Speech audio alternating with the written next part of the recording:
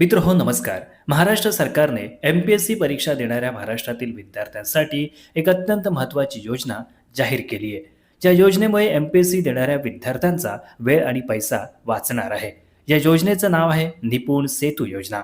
या व्हिडिओमध्ये आपण जाणून घेणार आहोत की महाराष्ट्र सरकारने नव्याने जाहीर केलेली निपुण सेतू योजना नेमकी काय असणार आहे.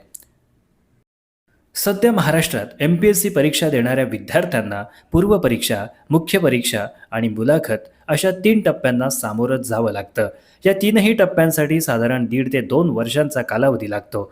जर एखादा विद्यार्थी पूर्व परीक्षा, मुख्य परीक्षा उत्तीर्ण होऊन मुलाखतीत अनुत्तीर्ण होत असेल, तर त्या विद्यार्थ्यास नोकरी तर मिळत नाहीच, शिवाय त्या विद्यार्थ्याला पुन्हा पूर्व परीक्षा द्यावी लागते. पूर्व परीक्षा उत्तीर्ण झाल्यावर पुन्हा मुख्य परीक्षा द्यावी लागते आणि मुख्य परीक्षा उत्तीर्ण झाल्यानंतर पुन्हा मुलाखतीला सामोरं जावं लागतं. म्हणजेच पुन्हा 2 वर्ष द्यावी लागतात. मेहनत, वेळ, पैसा तिन्ही गोष्टी इथे विनाकारण खर्च होतात. या जटिल भरती प्रक्रियेला सुलभ बनविण्यासाठी सरकारने यू-पी-एस-सीच्या प्रतिभा सेतूप्रमाणे एम-पी-एस-सीसाठी निपुण सेतू योजना हा उपक्रम जाहीर केला आहे.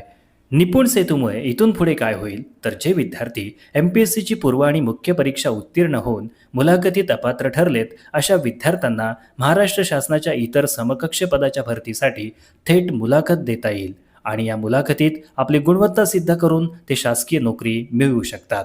त्याचबरोबर एम-पी-एस-सी परीक्षेच्या गुणांच्या आधारे कॉर्पोरेट कंपन्यांमध्ये सुद्धा या विद्यार्थ्यांना थेट मुलाखत देता येईल. म्हणजेच शासकीय नोकरी नाही मिळाली तरी कॉर्पोरेट क्षेत्रात सुद्धा नोकरी मिळवण्याच्या संधी एम-पी-एस-सीच्या विद्यार्थ्यांना इथून पुढे खुल्या होतील. या निपुण सेतू योजनेअंतर्गत एम-पी-एस-सीद्वारे भरती होणाऱ्या संवर्गांची संख्या वाढविण्याचा क्रांतिकारी निर्णय सरकारने घेतला आहे. यापूर्वी 53 संवर्गांची भरती एम-पी-एस-सी आयोगामार्फत व्हायची. आता अतिरिक्त 100 संवर्गांचा समावेश करण्याचा निर्णय राज्य सरकारने घेतला आहे. यापुढे राज्य सरकारच्या 153 संवर्गांसाठी एम-पी-एस-सीसाठी परीक्षा घेऊन नोकर भरती केली जाईल.